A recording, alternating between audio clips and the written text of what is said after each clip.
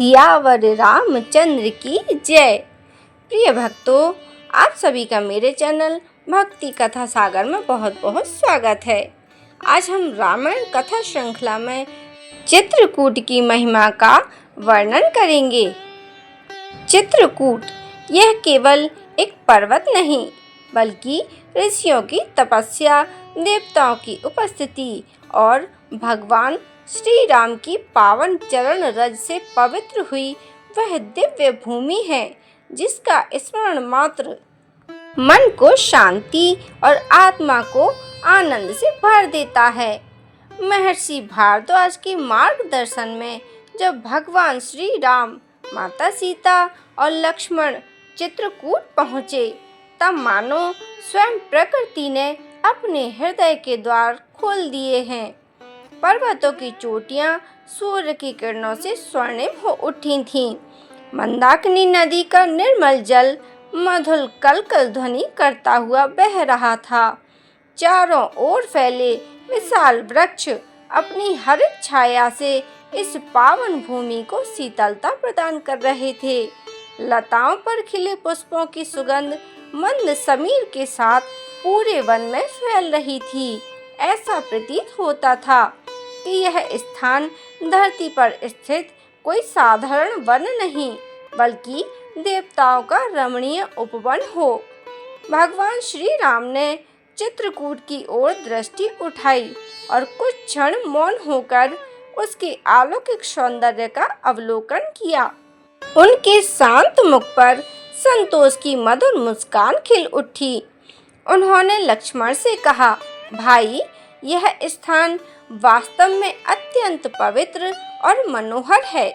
यहाँ की शांति मन को ईश्वर के और समीप ले जाती है। वनवास का समय यदि किसी स्थान पर सुखपूर्वक व्यतीत हो सकता है तो यह वही चित्रकूट है। माता सीता भी उस दृश्य को निहारते हुए भाव विभोर हो गई। मंदाकिनी नदी के निर्मल जल में आकाश का प्रतिबिंब ऐसा प्रतीत हो रहा था मानो स्वर्ग स्वयं पृथ्वी पर उतर आया हो। नदी के तट पर खिले कमल मंद पवन के साथ धीरे धीरे झूम रहे थे। रंग बिरंगी तितलियां पुष्पों पर मंडरा रही थीं। मोरों के मधुर स्वर और कोयल की कूक वातावरण को संगीत से भर रहे थे। हिरणों के झुंड निडर होकर इधर उधर विचरण कर रहे थे। वन के पशु पक्षियों के हृदय में भी जैसे प्रभु के प्रति सहज प्रेम जाग उठा था। लक्ष्मण ने विनम्रता से कहा, भैया, चित्रकूट की यह छटा तो अयोध्या के राज उद्यानों से भी अधिक सुंदर प्रतीत होती है। यहाँ की प्रत्येक वस्तु मन को शांति प्रदान करती है।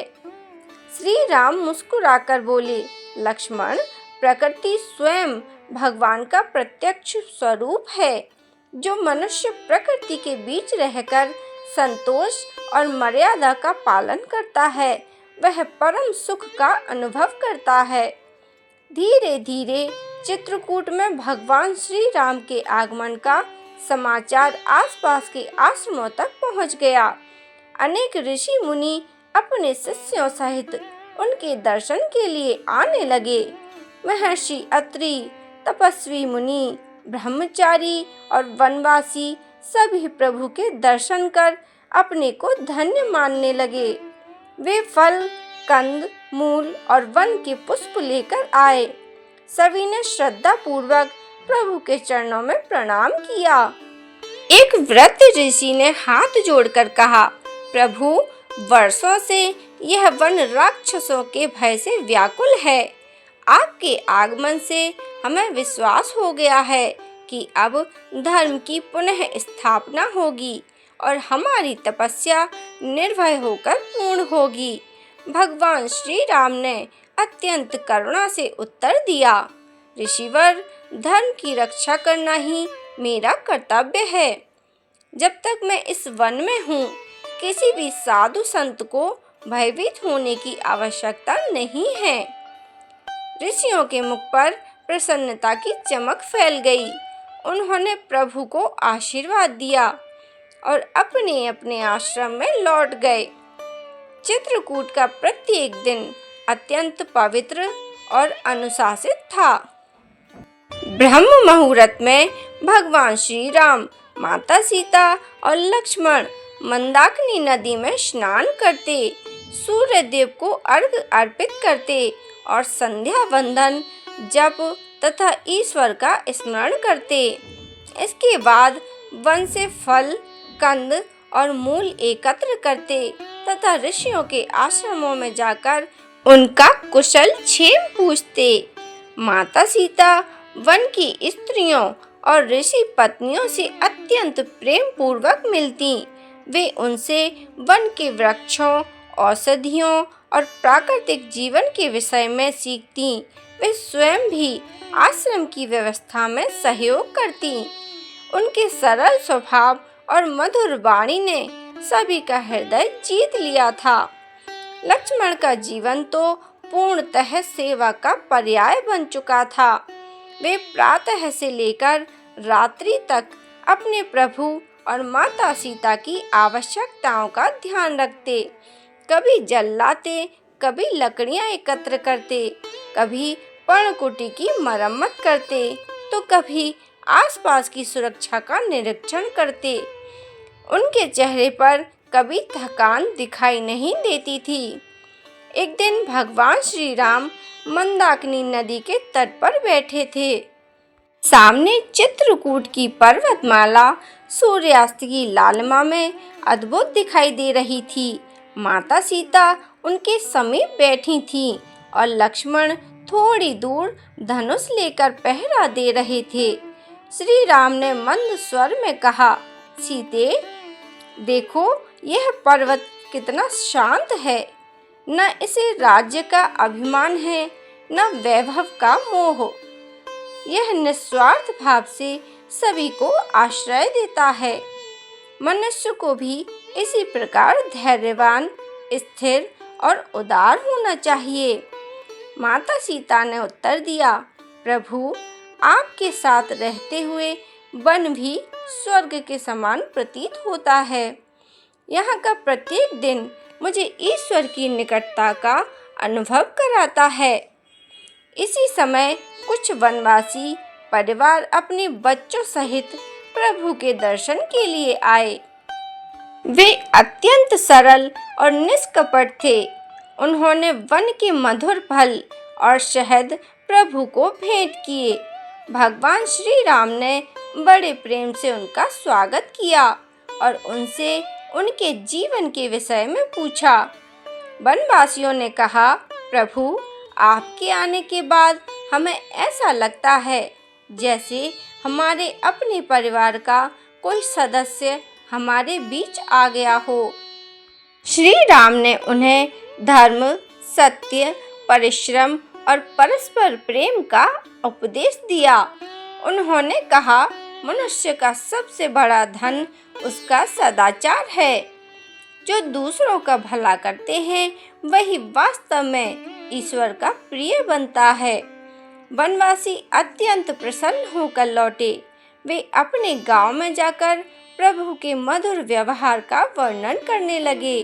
धीरे धीरे चित्रकूट का प्रत्येक प्राणी श्री राम के प्रेम और करुणा से प्रभावित हो गया।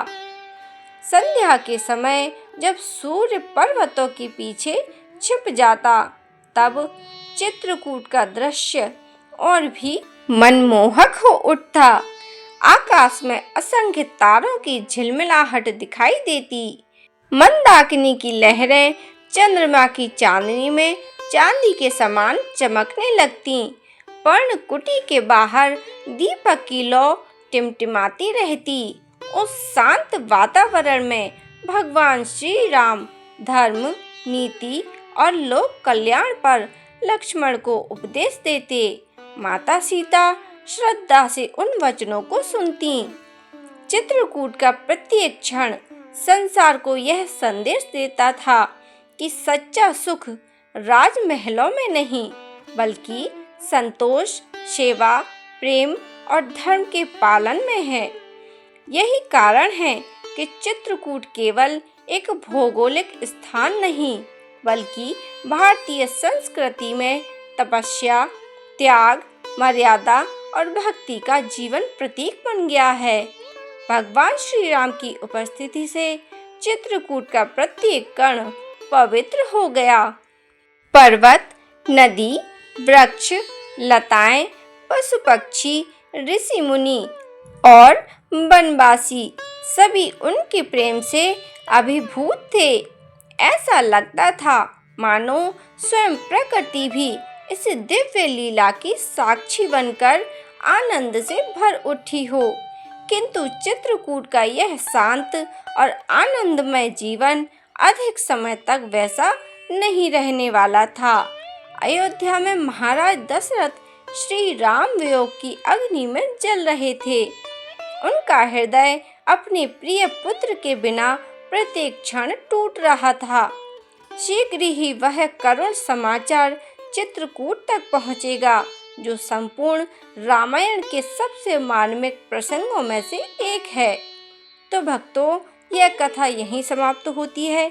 अगर आपको मेरी कथाएं अच्छी लगती हो तो इस वीडियो को लाइक करें, शेयर करें और ऐसी ही धार्मिक और दिव्य कथाओं के लिए मेरे चैनल को सब्सक्राइब करें और बेल आइकन को प्रेस करके रखें, जिससे जब भी वीडियो अपलोड हो तो आप तक नोटिफिकेशन सबसे पहले पहुंच सके। मेरी कथाएं देखने के लिए आप सभी भक्त प्रेमियों का बहुत बहुत धन्यवाद।